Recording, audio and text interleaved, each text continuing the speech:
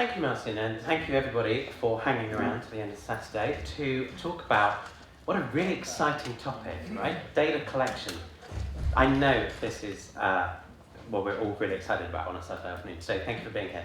So I want to talk a little bit this afternoon about what it means to actually collect data from visitors to our websites, customers of our businesses, subscribers of our services, and especially how we take that information to profile the performance of our marketing efforts, of our technical efforts, and understand strategic decisions that we're making.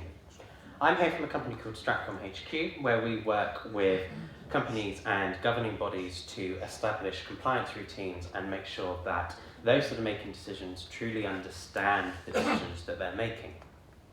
So, starting talking about analytics, it's a team effort within an organisation, right? Whether it's a marketing team, a development team, or a commercial team. And we end up with this situation where the shareholders and the stakeholders and the most senior people within the organisation trickle down, well, we want to know this and we want to know that. And to the marketing team, you need to prove the return on investment on this. And to the development team, you need to prove that this code improvement actually did have an impact and actually did make it worthwhile. And the lines blur about whose responsibility it is to crunch the data, to collect the data, to decide what it is that we're tracking, how we're tracking it, where we're storing it, etc., etc.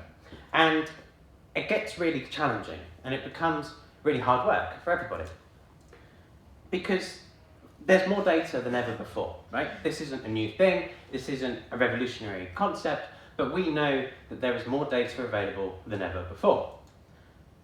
And that is because every single activity and every single interaction on the web leaves a trace. This, again, isn't new knowledge, we all know this. But we now get confused, and the lines are blurred, and the sky is cloudy, and it's grey, and we have no idea what we actually want to collect out of all of this arsenal of information that is now available. And this confusion and this complex problem doesn't necessarily have a single person to solve it anymore. Is it a legal question about compliance and about staying within the legislation and making sure that we are entirely doing what we need to do? Is it finance driven because we're really interested in this economic climate about return on ad spend and return on investment and making sure that the bottom line is as well protected as it can be? Or actually, is it that the marketing team and the developers and those that are responsible for what the world interacts with, they should be setting the guidelines on what, as an organisation, we're reporting on? And it all gets really very messy. So, I wanted to make this a little bit fun, not just by the sparkly shoes, which do have a purpose, because I wanted to tell a bit of a story this afternoon about three of my friends. I don't have many friends, but the three I do look a little bit weird, I apologise. But I'd like you to meet our Wizard of Oz characters. We've got the lion, the scarecrow, and the Tin Man. Hopefully we all, if anybody has seen the Wicked film, then let me know what it's like. I can't wait to go watch it. But we should all remember the traditional Wizard of Oz storyline. Now, these three characters have an important role outside of just being in a film franchise. They do all work in marketing and development, and they build WordPress products. Just nobody knows about it. For some reason, it doesn't make their IMDb profile. No idea why, but there we are. Anyway, they're all a little bit flawed. Because the lion is a coward, as we know. And he doesn't store any data because he doesn't want to take any risks. Our friend the scarecrow, he's brainless, he's dumb. He tries to ignore all the details and the complexity attached to it, and he gets things wrong time after time after time. And then our heartless Tin Man is greedy. He doesn't care about his clients, about his users, about his prospects. He captures all the data he can and just sits on it and gobbles it up and keeps it and keeps it and keeps it. But the good news for my three friends here is that I'm Dorothy and Glinda the Good Witch, and I help them out. And I have sparkly shoes and can click my heels. And I have the solution for them. And it's really easy. All they have to do is take a pit stop. They have to set a direction, they have to make decisions, and they have to implement the actions. So, coming back to these three circles, the marketing team, the commercial team, the business team, the development team, they have to work as a team to figure it out. There you go, end of the talk, to the bar. Problem solved. But the problem becomes that they don't know what needs to be figured out. These three people get stuck, they get confused. We don't know, there is no harmony, there's no clear direction. So this is what I'm now going to talk through, is that direction that organisations can set in order to have a clear goal, have that clear direction, and know the actions that they need to take. So we're going to throw it away, we're going to get rid of these three things, these three departments, and instead we're going to take three pillars. We're talking about policy, impact, and technology. That pit stop was purposeful, to explore as an organisation our policy, the impact it has on our business and our customers, and the technical stack underlying it. So, part one, talking about policy. Policy is easy, it's all about purpose, right? We think that it's all about, we know why we're doing something and we know how we're doing it, and it's our approach to things and its guidelines and its boundaries and it's directional. It's about principled, it's about how we do things, it's about the why, it's about the what. That's what everybody assumes is easy about policy. And it's about remembering that when we set this policy, that this is how our company approaches things, and this is why we approach these things. It's because we think we remember that everybody has rights.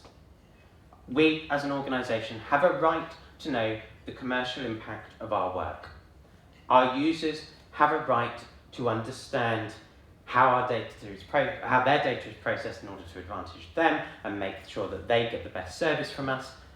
And our developers and our marketeers and our commercial team, our lawyers, get the principle of getting it right, getting compliant.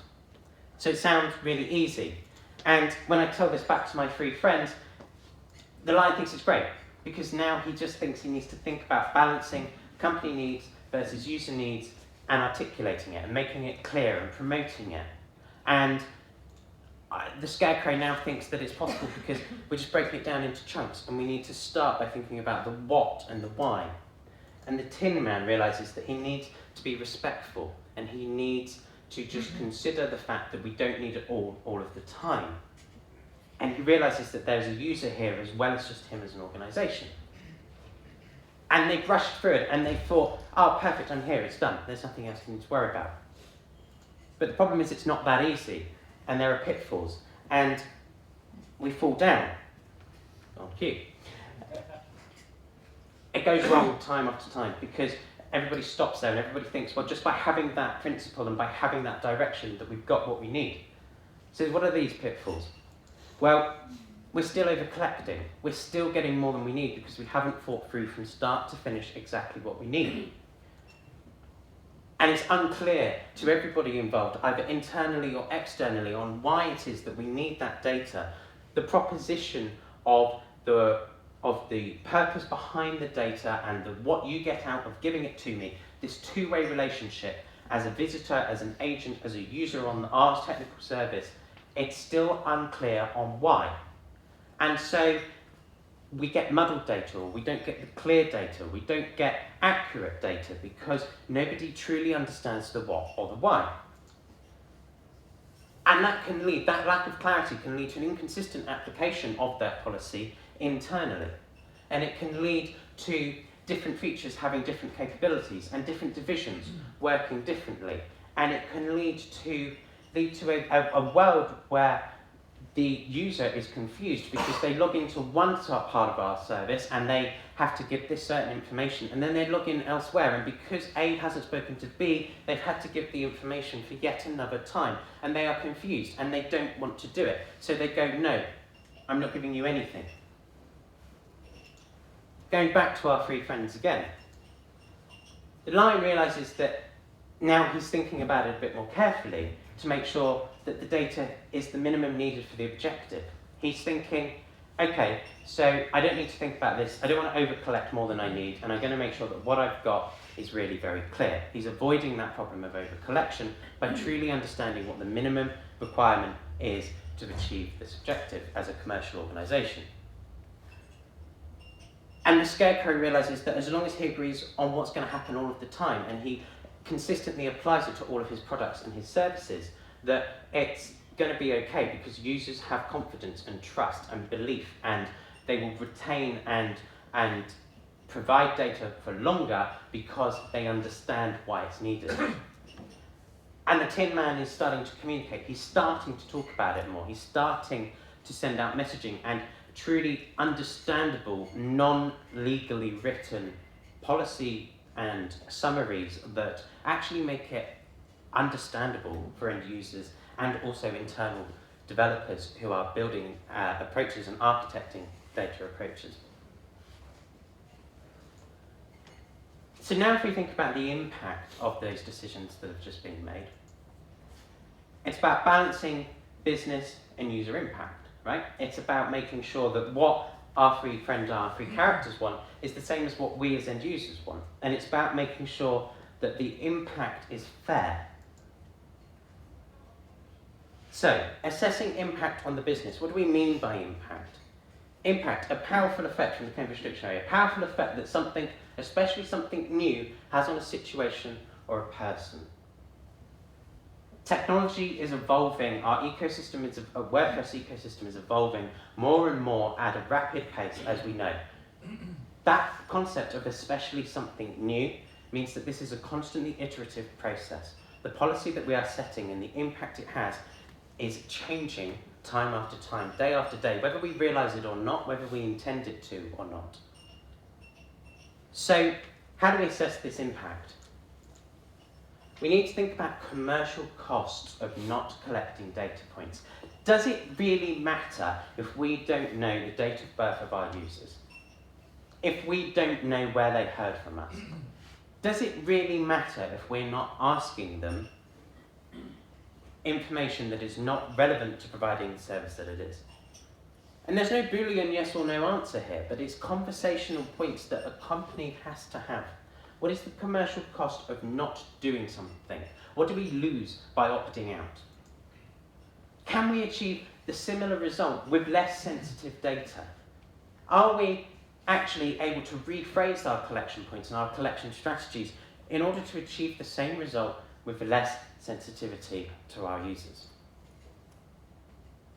Thinking about when it goes wrong, is this actually just a PR disaster waiting to happen? Do we really want to be on the other end of the social media questions and the PR statements that we'd have to issue to say that we got this wrong? Are we confident that our position on this strategy is actually defendable? Or are we missing a point? Is there a simpler way of doing this? Because for the user, they don't care about business strategy. They don't really care or have an interest in how the business uses the data they have. They just want to know that it's fair and that actually is what is happening is what is written on the tin. So when we're considering the impact on our users, we need to be looking at transparency. So going back to the dictionary, what do we see? Transparency is the characteristic of being easy to see through. Is it actually obvious from a technical perspective and from a front-end perspective how what I have just filled out on a form impacts my ability to use a service or a feature? So how clearly are we explaining that usage? Do users understand the why? And is our messaging on that consistent? Because if we're not saying the same thing across multiple touch points and we're not using all of the right explanatory points and we're not talking in plain English all of the time, it doesn't matter if we actually are doing the right thing if nobody understands it, because people will zone out. And that transparency can be two things. It's about this is what we do, but it's also about here's how you can change it, and here's the control that users get. So when, as an organisation, you're thinking about the control that users have, I'd like us to focus on the word genuine. Because how simple is it for users to exercise their genuine control? Is it actually meaningful, what they can and cannot do? Or do we just have tick boxes for the sake of tick boxes that don't actually impact the user's experience and the user's life, right, of the life association with the product. And is that value demonstration actually, again, articulated and useful? Are there benefits of providing the data? Are there benefits of working with us to provide a more enhanced service? Does personalisation on this platform actually make something better, or are we doing it for the sake of personalisation and the sake of data harvesting? Are we harvesting data because we don't even know we're doing it? Would it be possible without getting more data? Because there's also technical impact, as well as a user's impact. There are resource requirements of doing any kind of data extraction, whether it's data layer design, whether it's UTM parameter tracking, which is done most of the time poorly, whether it's Google Tag Manager, implementations that are conflicting injects. There are technical resources and requirements that can very often go wrong and cause headaches for everybody, and going back to the true objective, aren't done properly. So, are we incurring more costs for the sake of accidental data collection that we're not going to be using? Is there additional overhead in code control, in security architecture, in exposure to risk, because actually we've not thought through the resource requirements that we have for collecting this data, and therefore we've got an accidental data leak that's going to happen because we're filling our bucket and we're not realising that we've forgotten to plug a gap. Is the complexity now, are the asks of the organisation now so complex that actually the development team aren't happy to implement what we've got, and they're going to do it anyway without the true understanding of what they're doing, which means that they are creating technical debt inadvertently, and when it all goes wrong, again, we can't fix it. Is there true documentation as a result of the policy and the impact that we've assessed of now how this implementation is going to work, so that in the future when we need to patch something, we truly can easily? Are there integration consequences? Has this truly been thought through from end to end? Or are existing systems going to be impacted from the data that we're collecting? And are there going to be performance implications that we need to think through and consider? And from a compliance perspective, and we'll get onto the law in a minute, I'm sorry to say, but the compliance efforts that many legal teams will go through can be completely overturned because of one change that hasn't been realised. So do we know the impact of one change, one data layer variable that can completely throw out an ISO certification had we not realised it at the point of renewal? And so is it flexible enough for what we need? Is it easy to change? Is our strategy actually easy to change and actually easy to implement when a new regulation comes out? Is the technical work that we've put in actually scalable? Is it able to support the platform growth and the user count growth? Or are we at a point where we're saying, no, you know what, this works for a user base of 100,000 users, but it's not going to work if we get to 1 million, and so we need to dial it back down. We need to realise that we're getting too much too quickly. Because architecture changes, and things change a lot of the time. So we can assume now that we've put together a policy, we know our objectives, we know how it's going to impact our users, and we've thought a little bit about the consequences of doing it. So now we need to keep an eye on it and monitor it ongoing. We need to be regularly checking in on whether we have our users' trust. We might measure that through consent opt-in percentages through a consent management platform. We might do NPS trust survey scores.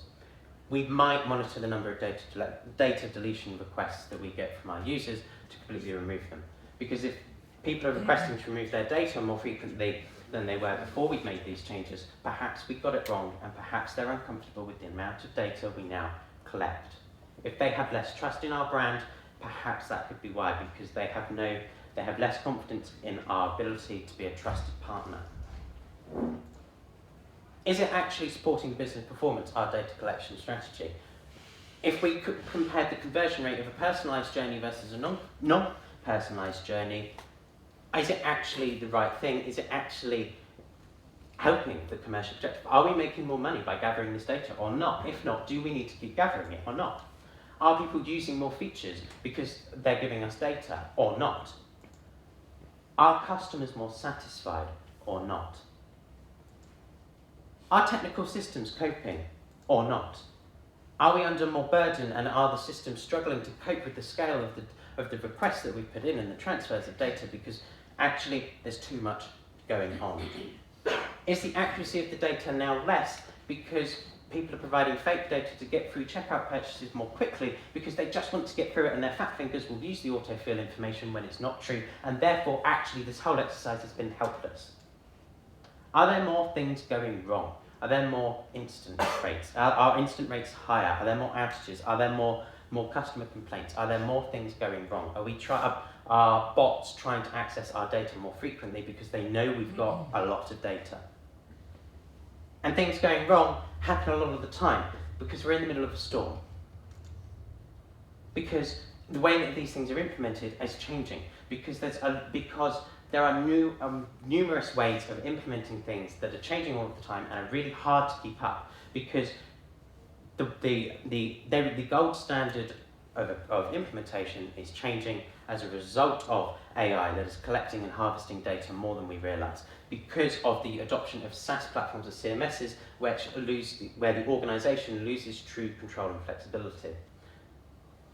So when we look at how it's actually going to be implemented from a technical perspective, we go through the usual questions: server side, client side. What's the performance impact that the site can tolerate? Do we need to be putting the burden on our servers, or is it acceptable that our user agent browsers are taking the brunt of the hit? Is real-time data being used? Do we actually need the availability of the data straight away? And how accurate does that data that is accessed straight away need to be? How are we storing all of this stuff that we've now got? Where are the users and businesses located? Is our CDN going to be appropriate in order to not only distribute the data that we've stored, but also to store it back up? Have we got our approach right? Think about how frequently historic data is going to be accessed. Do we need it to be instantly available, or can we be looking at off-site archival and backup strategies that actually keep it safer and more secure and less exposed? And how will the access controls to that data be managed? Because, again, we look at the impact of the data that we've got, and if it is exposed and accessed by the wrong people completely innocently, the impact can be massive. Take the time to go back and think through, how are we actually retrieving this data?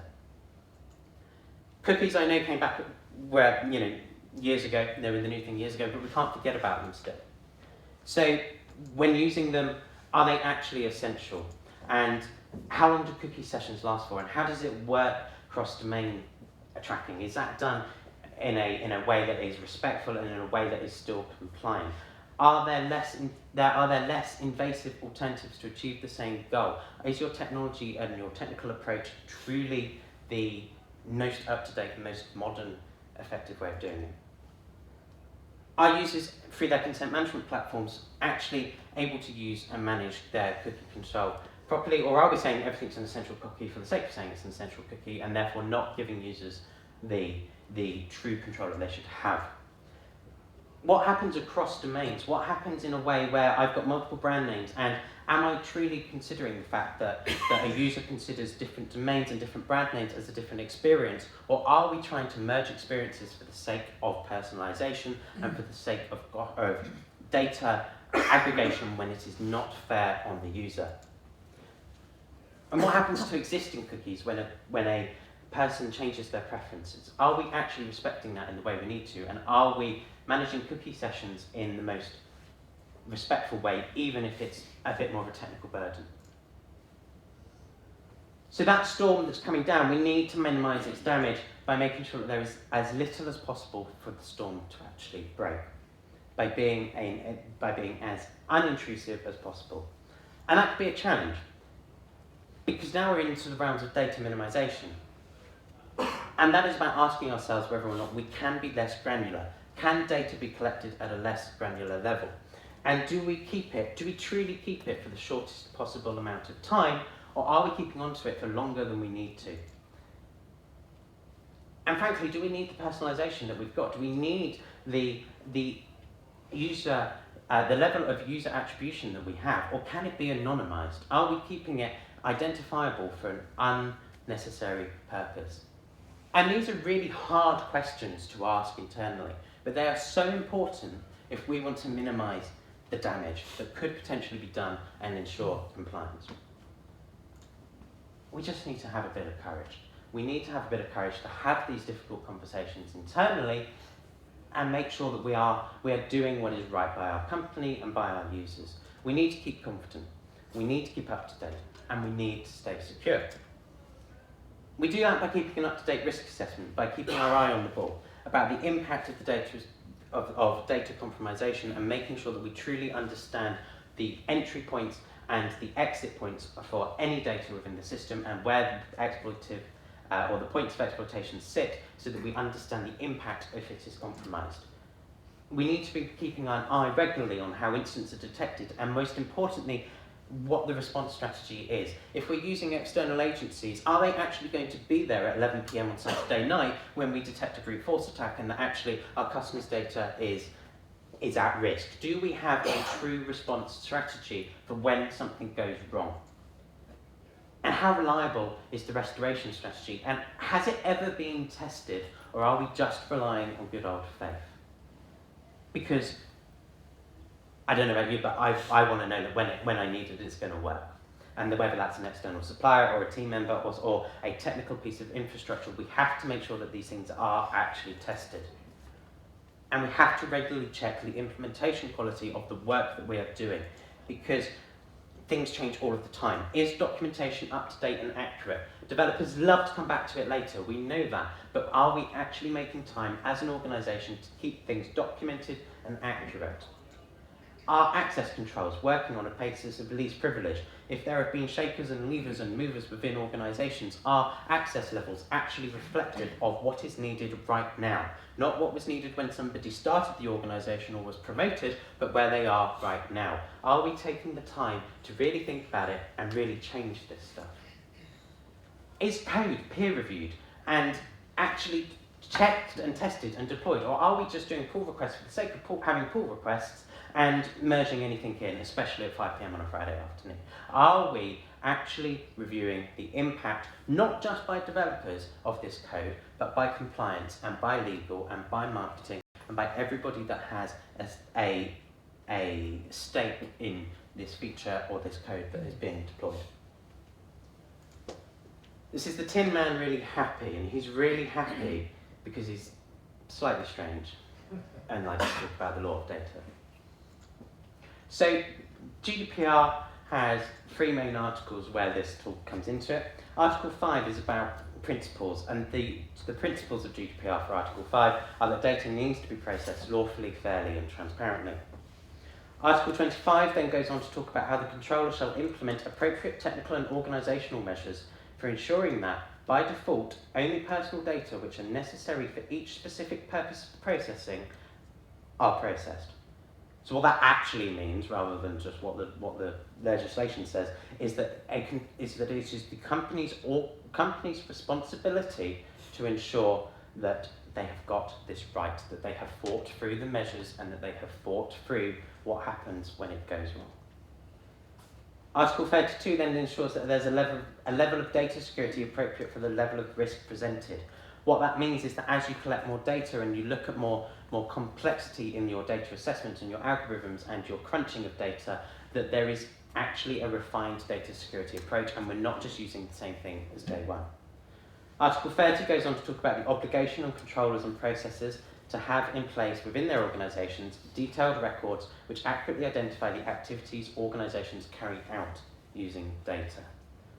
Again, what that means is that when we have a feature that makes a recommendation on a product or on our website based off a data point that a user has, are we actually writing it down that this is what it's doing and this is how it's doing it, or are we just leaving it to imaginary fairy tale land in The Wizard of Oz to make sure that it just happens? Are we really thinking about it?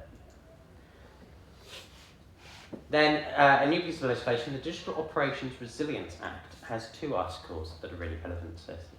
Article 6 talks about that the framework within an organisation has to include, data framework within an organisation has to include strategies, policies and procedures and ICT protocols and tools that mitigate risk and protect information and ICT assets. That's another acronym, isn't it? We've all moved on from ICT. Anyway, what we actually mean there is that the risk has to be mitigated across every single touch point, not just your shopping channel. This is going back to the approach of omni-channel data collection and making sure that we have thought through from every single data entry and exit point that we know what is happening there, treated them in silo. Article 11 says that we must put in place business continuity policies and associated response and recovery plans. So everything I've just spoken through is actually law. We have to do it. It's just about doing it in a way that makes it engaging for an organisation and for users, and not just a box-ticking exercise as sometimes it can be. And then finally, the e-privacy directive talks through, again, the location data of users, the traffic data, and it is the piece of legislation that puts in the cookie law, the requirement for consent management across data collection on user agent devices. So, what now? Back to our three characters. In summary, the lion has a comprehensive, has confidence rather that he can keep the data he needs and he won't get in trouble for it. He now understands what a risk looks like and how to control it and how to mitigate. The scarecrow now understands what the law says and what his technical team need to do to stay compliant. He's not scared anymore. He understands what he has to do. And the tin man now knows the importance of actually considering user needs and balancing the user's needs against just his commercial way. I rattled through a load of questions there and things that you can think about and reflect on internally. There is a PDF version available if you want to scan that code. Thank you very much, everybody. Thank you. Thank you, Alfie. Let's kick off. Oh, sorry. Don't want to be in your photos. Or not. Or do I?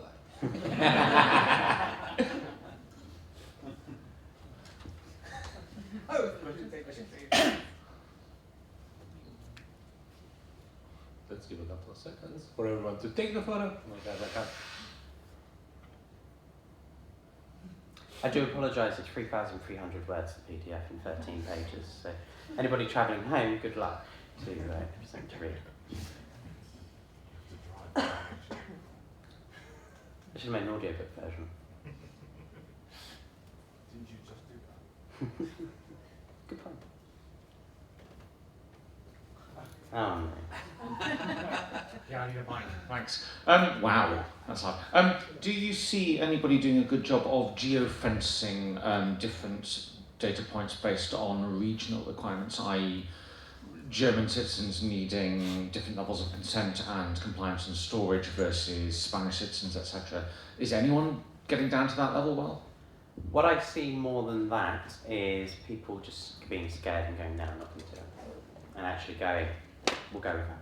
And that can really be, that can be more damaging than trying to get, well, it is more damaging than trying to get it right. Because people just scare out of it. Or they completely forget, that's the other flip side, completely forgetting that, sorry, what is needed here in Germany is different to what's needed in London. You have more questions? Yeah. Questions on this side? Hello?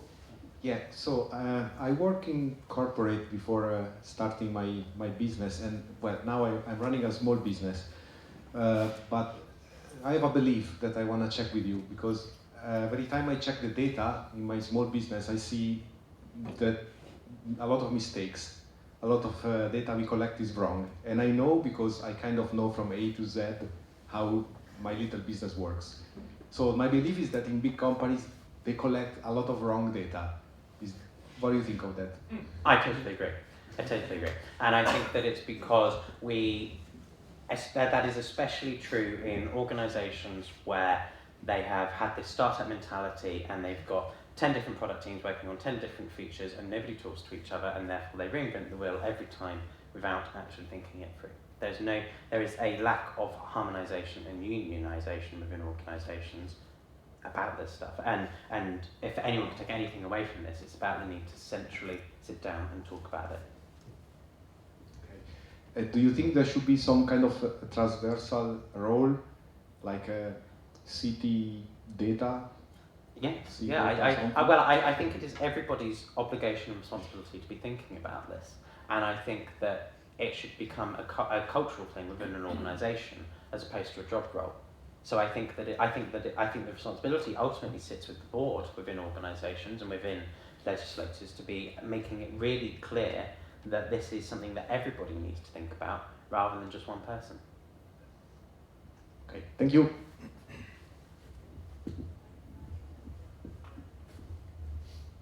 There was some question like, where did you get your shoes? Did you buy them? Dobell.co.uk. They told me to ask you. Excellent. Well, thank you very much, everybody. Oh, Have a thank wonderful you. Sunday. Thank you.